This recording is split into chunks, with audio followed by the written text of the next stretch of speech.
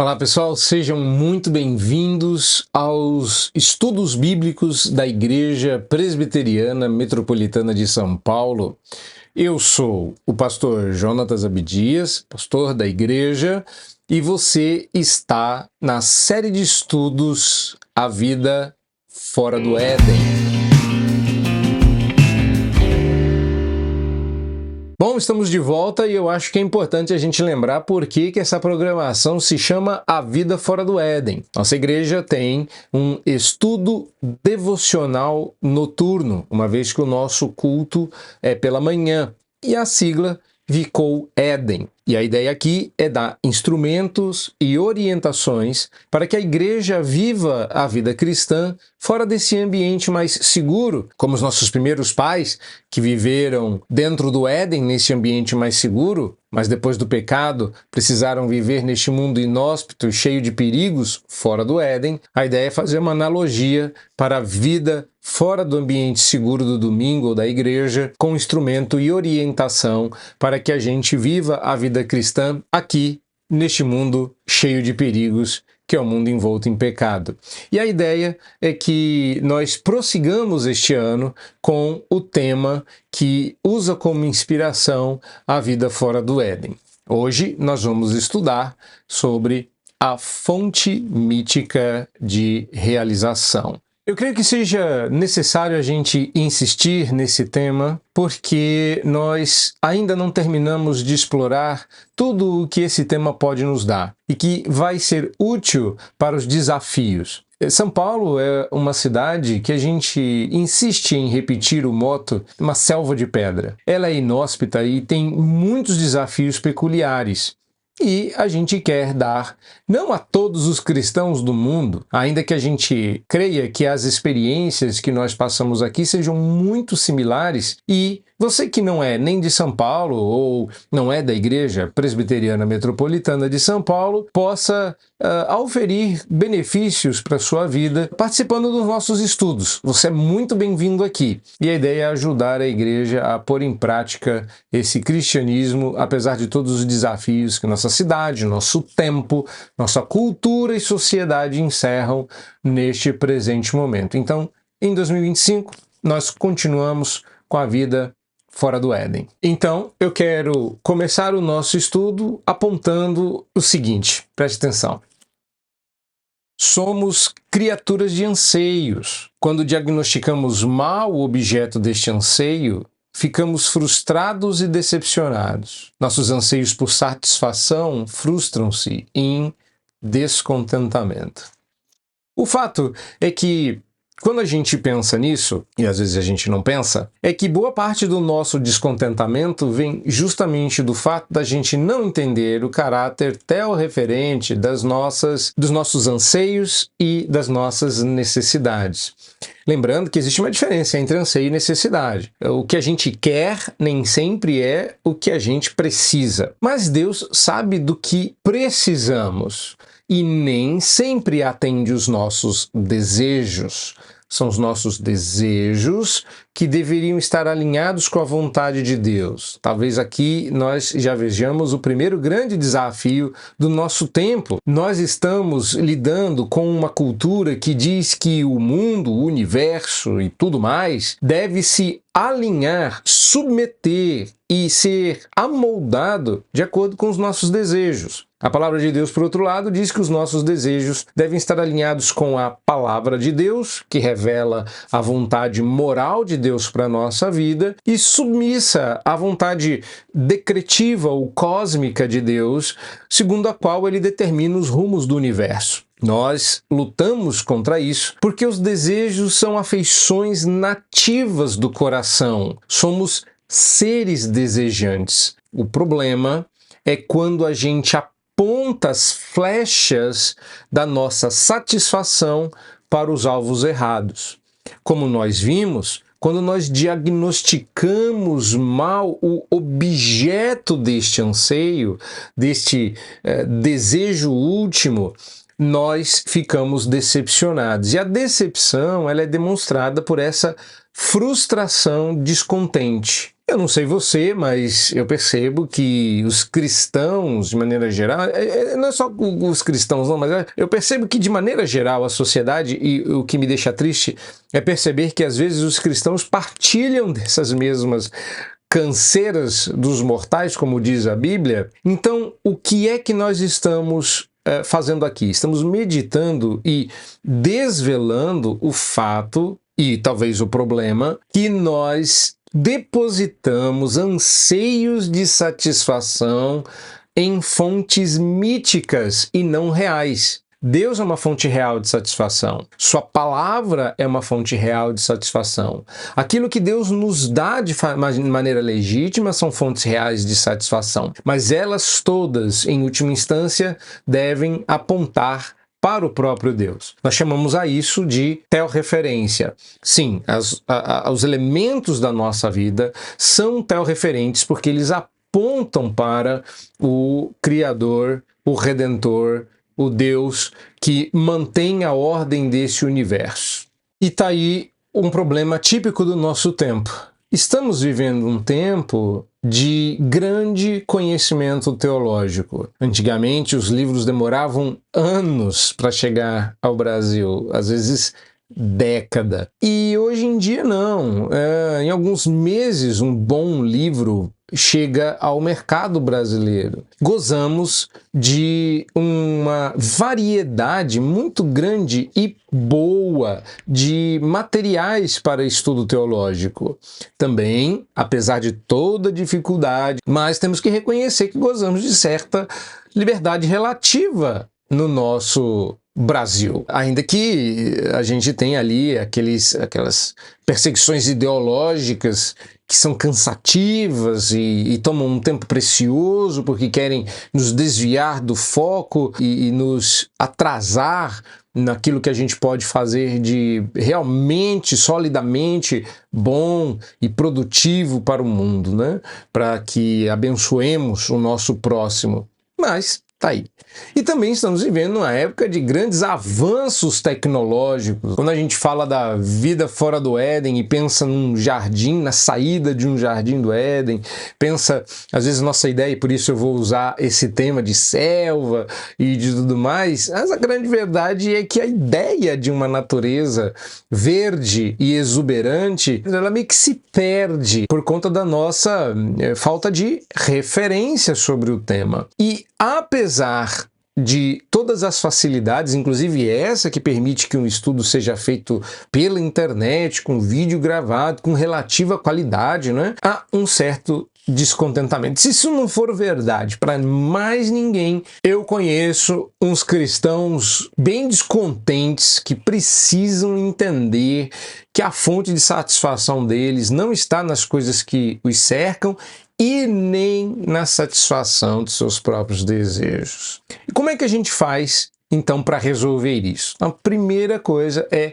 não optar por caminhos que vão nos levar a um beco sem saída. Do que eu estou falando? Eu estou falando de abordagens escapistas que surgem em função do descontentamento com o que vemos ao nosso redor. Se tem uma coisa que o nosso século está nos dando em abundância, são abordagens escapistas. A primeira reação dos nossos primeiros pais foi fugir. Fugiram da presença de Deus. A ideia de fuga, ela permanece na nossa natureza, no nosso menu de opções para lidar com a realidade, mas o Senhor não exige e não requer isso de nós. Pelo contrário, Ele proíbe. Nós deveríamos encarar. Quando a gente percebe o nosso medo e a vontade de fugir, a gente é encorajado pela palavra de Deus que diz ser forte e corajoso. Mas o que está acontecendo? Muito do que há em termos de distração brilhante e reluzente no mundo só existe com um único propósito: nos distrair do alvo final para o qual nos destinamos. De certo que você já sabe que é a glória de Deus. Mas o ponto não é este. O ponto é como alcançá-lo fora do Éden. Na nossa cabeça, se nós tivéssemos todas as condições ideais para aquilo que Deus requer de nós, em qualquer circunstância, nós alcançaríamos o fim principal da nossa existência.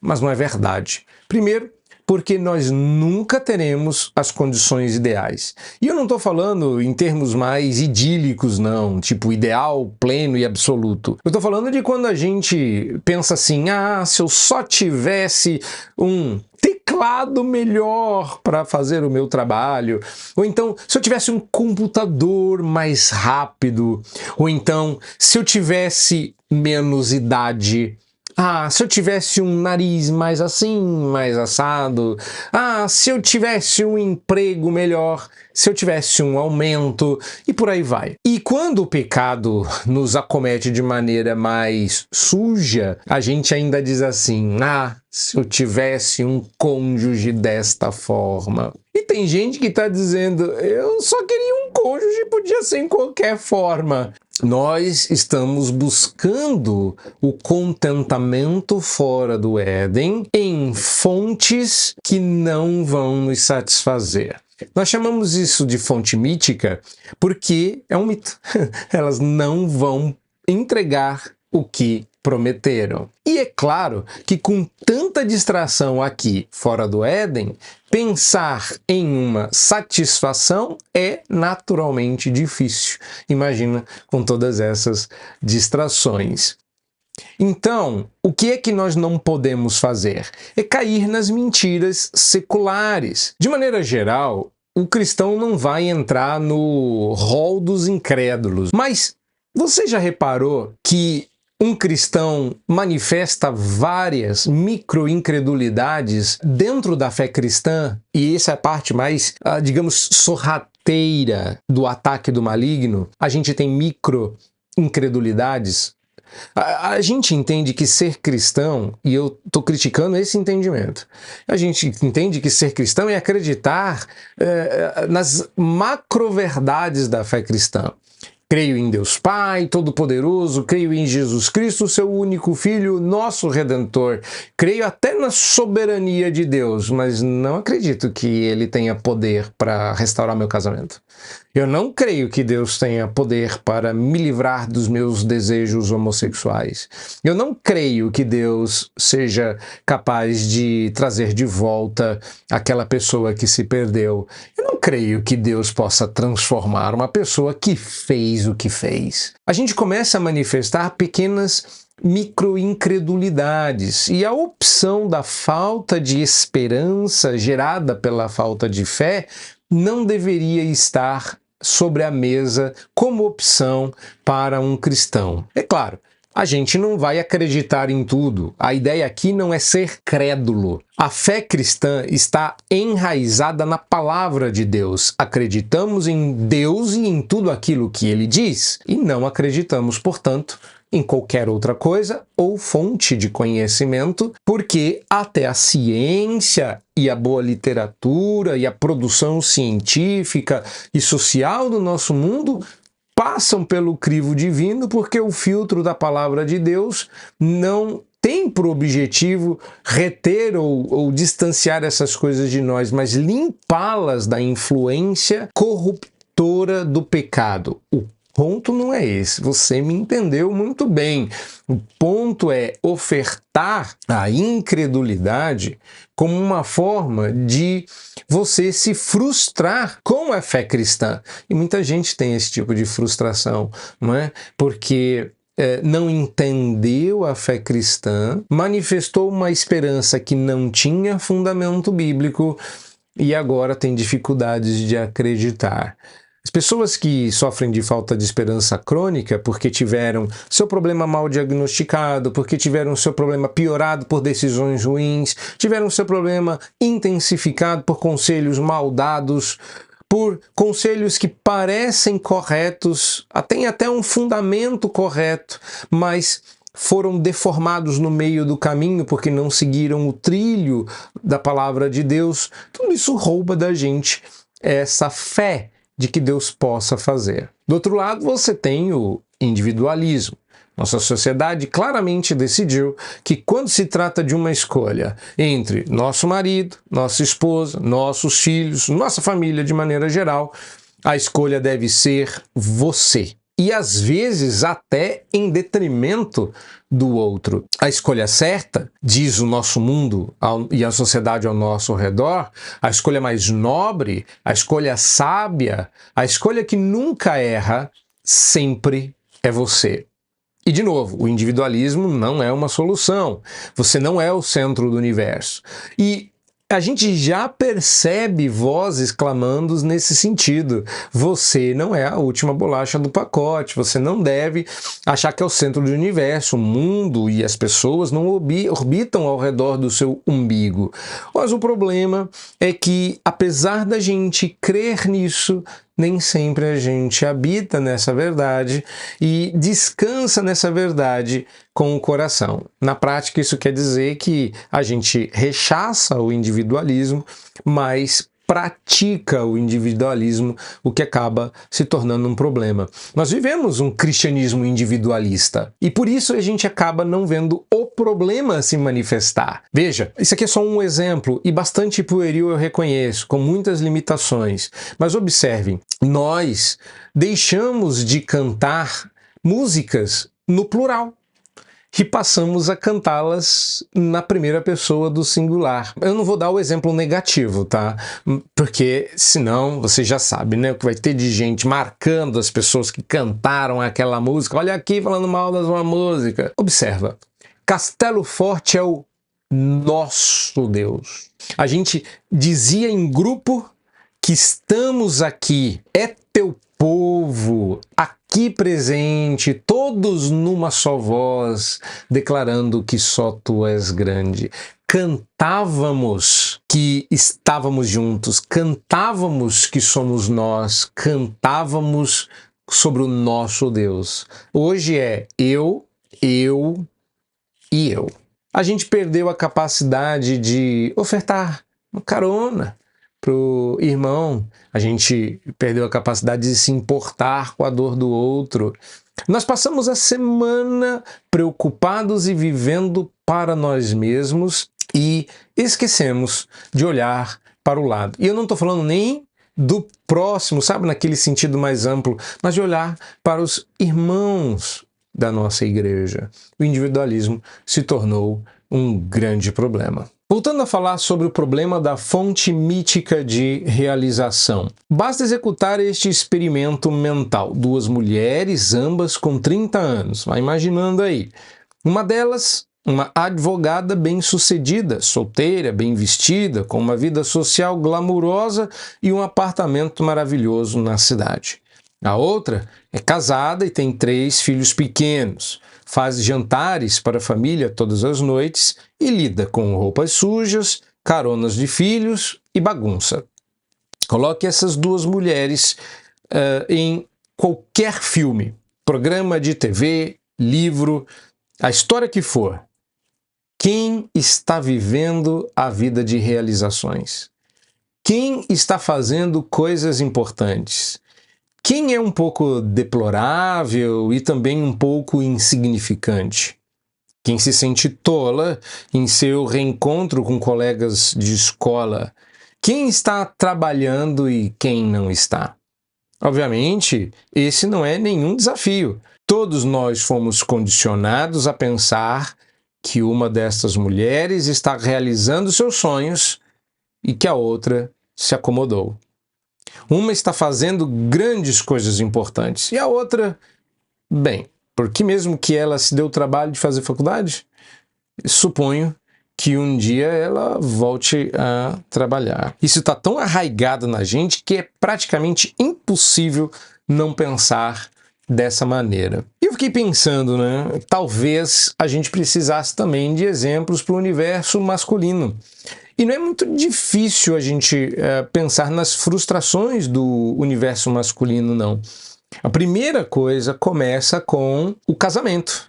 Um jovem saudável, bonito, atraente, inteligente, alça os seus voos ou acadêmicos ou profissionais e alcança um bom salário. Mas esse jovem que você pode colocar, como ela fez, né, em 2 painéis, um é solteiro. Ele ganha um valor interessante. E interessante aqui eu vou colocar porque parâmetros são sempre difíceis, mas todo mundo tem sempre um valorzinho que gostaria de ganhar e não está ganhando. Então você pode colocar esse valor aí. Um deles é solteiro. Então o carro dele é esportivo. E por ser solteiro, ele tem tempo de ir à academia. Ele tem 35 anos, mas ele não parece. Ah, e se ele, por acaso, tivesse parecendo, porque os cabelos se lhe caíram, ele tem o dinheiro para fazer o implante e recolocar o topete. O outro tem a mesma idade, mas ele tem 4 filhos. Porque ele se casou cedo, ele tem uma vida feliz e ele está satisfeito, mas com o valor que ele ganha, é possível comprar um carro esportivo. Na verdade, ele nem compraria se tivesse, porque ele tem um carrão bem grande para caber 2 cadeirinhas, porque os filhos ainda são pequenos. Um deles tem tempo para ir para a academia. O outro está cultivando uma barriguinha há tanto tempo que parece que a única coisa que prospera é a circunferência abdominal. Um deles pode aceitar uma proposta para fazer, sabe, loucuras profissionais que podem trazer algum tipo de retorno, nem que seja no currículo Lattes. O outro tem que fazer escolhas mais conservadoras. Afinal de contas, se ele aceitar alguns riscos, ele vai colocar a família dele numa situação desconfortável. Preste atenção, porque a questão aqui não é o que Deus propôs para cada um de nós. Esse não é o ponto. Porque, de fato, não há nada intrinsecamente mal em nenhum dos 4 exemplos das 2 mulheres e dos 2 homens. É que, colocado dessa forma, dá-se a impressão que uma vida é preferível à outra e que não é uma decisão divina e soberana sobre a nossa vida que conta com as nossas decisões responsáveis debaixo das contingências que Deus nos dá para realizar os seus planos eternos na vida de cada um de nós. A gente realmente acredita que uma dessas vidas é ideal e a outra simplesmente aconteceu. Hoje em dia, por conta das mudanças culturais dentro do próprio cristianismo, já há pessoas sonhando com o outro lado da moeda, glamorizando a vida no lar, idealizando uma maternidade, uma paternidade, uma criação de filhos, mas quando tudo isso se realiza, qual é o problema aqui? O problema é que nós somos treinados para ver como realização, como fontes de contentamento, como satisfação dos nossos anseios, uma determinada escolha. Observe. Você deve fazer o que te faz feliz. Você deve ser realizado ou realizada. Você não deve permitir que ninguém atrapalhe alcançar seus sonhos. Você não pode se acomodar. Você trabalha enquanto os outros dormem, hein? Você merece. O que é que nós estamos vendo? Nós estamos vendo que nossa cultura tem tentado transformar a ambição em uma virtude e tentado tornar digno um estilo de vida do eu primeiro, que sai dando cotoveladas em todos pelo caminho. Temos tentado mostrar que esse não é apenas o caminho para o sucesso e a realização, mas também é uma escolha nobre. Nada que a gente já não tenha adiantado aqui. Afinal de contas, não é este o caminho da realização. A gente tem que entender que nós vamos viver a vida que Deus nos propôs. Às vezes, nós vamos planejar conforme os planos de Deus e as coisas vão acontecer próximas daquilo que nós queríamos. Mas, às vezes, e na maioria das vezes, nós temos que improvisar algumas decisões diante do que temos diante de nós. O que é mais difícil é encontrar satisfação na realização dos planos de Deus na nossa vida. Nós queríamos que Deus fosse o grande realizador dos nossos sonhos, mas o soberano nesta relação não é você. Agora, olha só que interessante. Tolkien, ele expressa essa nossa dificuldade de uma maneira genial. E eu separei aqui o trecho. J.R.R. Tolkien diagnostica as raízes do nosso anseio. Todos nós ansiamos pelo Éden. E estamos constantemente tentando vislumbres dele. Toda a nossa natureza, em sua forma melhor e menos corrompida, mais gentil e mais humana, ainda está embebida por uma sensação de exílio. A presença de Deus em sua morada sacia nossos anseios por relacionamento, satisfação e significância. E os primeiros capítulos de Gênesis mostram como Deus pretendia que esses anseios fossem adequadamente satisfeitos no Éden. O Éden, ele é apresentado como um santuário, um lugar onde Deus estaria em comunhão com os seres humanos, comunhão com a sua imagem e semelhança, e estaria em um relacionamento abençoado, sabe? Aquela cena gostosa de fim de tarde, quando os trabalhos estivessem terminados. Minha cabeça, por exemplo, vai para esse ambiente mais campo. Aí você está cansado, terminou o dia, fez tudo o que devia para fazer, aí senta no alpendre, senta assim na sacada do seu apartamento e você se senta lá, aquela cena bucólica, você vendo a natureza, você vendo o sol se pondo, aquele lusco-fusco que descansa os olhos e a alma. Você imagina essa cena? Que delícia! E era nessa hora que Deus aparecia para bater aquele papo gostoso de fim de dia, para saber como é que foi. Como cônjuges fazem, infelizmente não nesse horário, né? Quando tem tempo e energia. Percebe como o clima do exílio não é bom? Pois é, a presença de Deus ainda hoje dá vida e propósito, como dava o Éden. E não devemos nos surpreender porque nossos corações estão desassossegados até que encontremos seu repouso nele, como disse Agostinho. Sim, o que dava ao Éden razão de ser era a presença de Deus. Então o ponto aqui é, não existe a fonte mítica de realização. Na verdade, é a presença perdida de Deus, da qual desfrutávamos no Éden, que está associada nas Escrituras a imagens de vida e propósitos encontradas originalmente no jardim e por conta do pecado, de certa forma perdidas.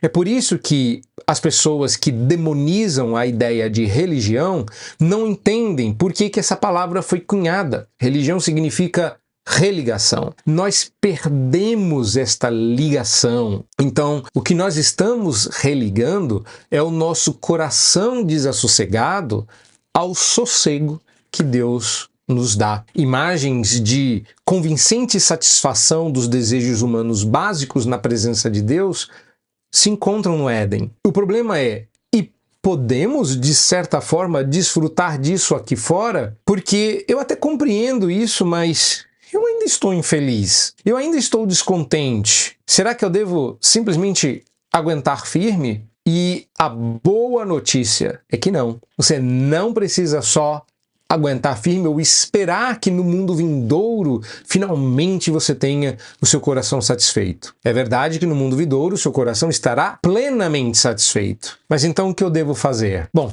uma vez que a fonte mítica de realização não é uma verdade, resta-nos a alternativa da palavra de Deus.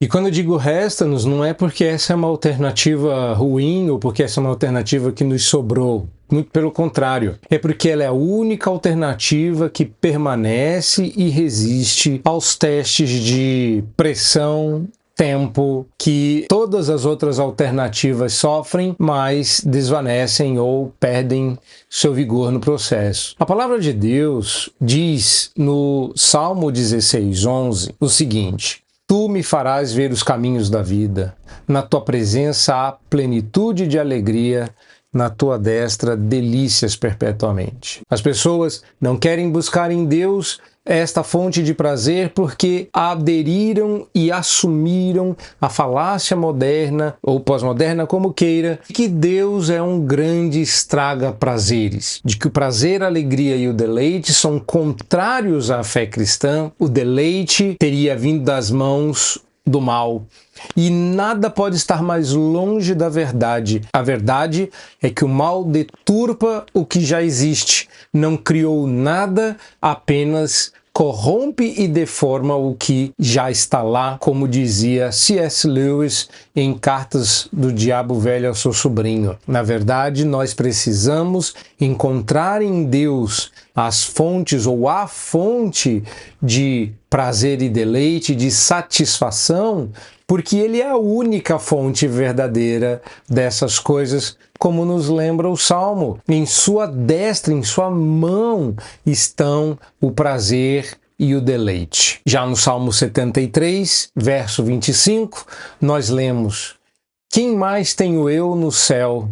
Não há outro em quem eu me compraza na terra. Não há outro em quem eu tenha prazer na terra. O que o salmista encontrou é o que o cristão do século XXI também precisa encontrar. Em Deus, a fonte da sua satisfação. Não existem fontes míticas de satisfação, de realização ou de alegria. Mas em Deus estas coisas estão disponíveis para que você encontre a sua verdadeira realização. Nada neste mundo vai te deixar realizado. Até porque o cristianismo diz algo que incomoda muito o coração pós-moderno. Não é você quem realiza. Nós queremos fazer e realizar, mas ser servo de um Deus bondoso, providente, redentor, é descobrir que não há nada que a gente possa fazer, mas é também descobrir que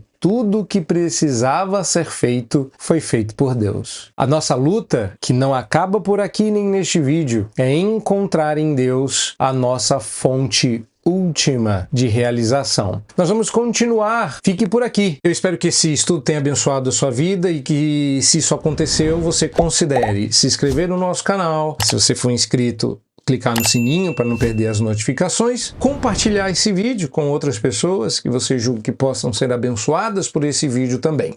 Caso você tenha alguma dúvida ou queira comentar, você é muito bem-vindo para fazê-lo aqui na seção de comentários do vídeo, tá bom? Deus abençoe e até a próxima, se Deus quiser.